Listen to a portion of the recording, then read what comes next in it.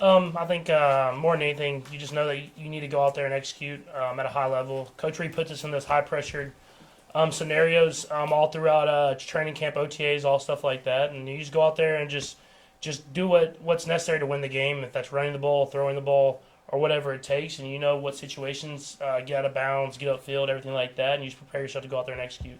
You seem to be in this last game just a little bit more in a rhythm. Anything that you point to that do you feel that way, and anything you point to that maybe led to that?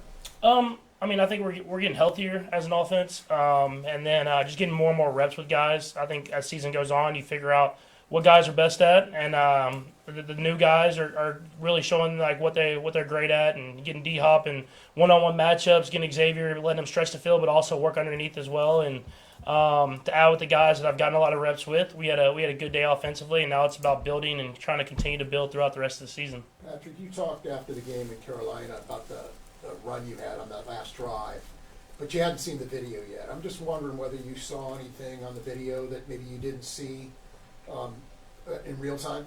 I think I didn't see. I saw the one block that Justin Watson had, but I didn't see him get a piece of the other guy as well. And I mean that made the play and was able to let me get through the gap there, and that just speaks to the effort that he's playing with, doing whatever it takes to win. And you want those guys on the team. And the only thing I would say is probably try not to fumble, switch the ball to the other hand at the end of the play. Even though I told Coach I was fumbling so the clock would run. So if he asked, that's why I did it. Patrick, what is it about those situations at the end of the game? Because I know people wonder, like, how come the offense just doesn't move down the field like that all the time? What is it about that situation and the urgency that creates those opportunities? I think it's just a little bit of just being ourselves, being prepared for the moment. Obviously, you want to do it throughout the entire game, but when it's best way to say it is do or die time, and you have to make it happen. It seems like guys just go out there and make it happen, and we're prepared for those moments. And Coach Reed prepares us, all the coaches prepare us, and the guys go out there and do what needs to be done. Coach, what are those preparations like? What is that preparation like in meetings? Like, how do you guys prepare for those specific situations? We go through those situations every single week throughout the entire year, just so we're ready for the moment, whatever moment arises in the game. If that's certain checks that we could get to, if that's ways that you get out of bounds and the rules and all the different rules of when the clock stops, when it doesn't stop, when is first down more important than getting out of bounds, stuff like that. And the coaches prepare us, and so like when I had the run there at the end, knowing that we have 3 timeouts and knowing that even if I get tackled and get the first down, that's probably more important than get out of bounds in that certain situation. You gotta be prepared for those moments and be able to go out there and execute whenever you get the opportunity to. Are people, do you think, you played in college, you ran a lot in college, got hit in college, do you sense the defenders are wary of hitting quarterbacks in those sideline situations? Yeah, I mean, of course, I mean, you get flags for hitting guys when they're out of bounds. But like I said in the San Francisco game, like if I'm running upfield, I feel like you can tell that I'm running upfield versus running out of bounds, and I don't want to put those guys in bad situations. I want to play the game the way the game's supposed to be played, and I didn't feel like I was too close to out of bounds this time. But I'm just trying to find a way to win the game at the end of the game. Isaiah, there's a phrase, people use the phrase, you never apologize for a win. And the league or the team, I'm not sure which, put out a video of Andy kind of talking to you guys in the locker room. And one of the first things he said was, like, don't hang your head. And it seemed like he was kind of giving everybody a pep talk. Like maybe the mood wasn't what he thought it would be after getting a win in the league. Did you sense that guys were maybe, even though you got the win, like disappointed you didn't play better? Or what was the vibe as you saw it? I think we just hold ourselves to an extremely high standard. And so unless we feel like we play our best, guys are itching to get back out there and go for more. And I feel like there was times we played some good football. And credit to the Panthers, they played great football and made a lot of big time plays, and we were able to find a way to get a win in the end of the game. And I think it's not something that we were disappointed as much as we expect greatness from each other and from ourselves. And so unless we play like we expect we should play, we're going to strive to be better every time we step on that football field. Isaiah's been back at it. What would you anticipate in return from him? Yeah, I mean, he's going to be popped, man. I mean, obviously we're going to have to work him back to when he's ready, and then get him when he gets in the field, not try to overdo it. But I mean, he's going to have energy. He's going to want to be on the football field.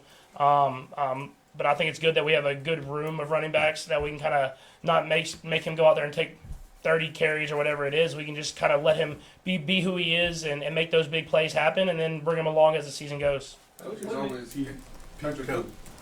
always said that he appreciates the locker room leadership. That obviously involves you, Travis, Chris, given all the injuries and the amount of guys coming in and out of the lineup and essentially in the locker room, do you feel like this has been a more unique challenge for some of the veteran guys? And how do you feel like you guys have been able to try to get the most out of everybody coming in that's very new?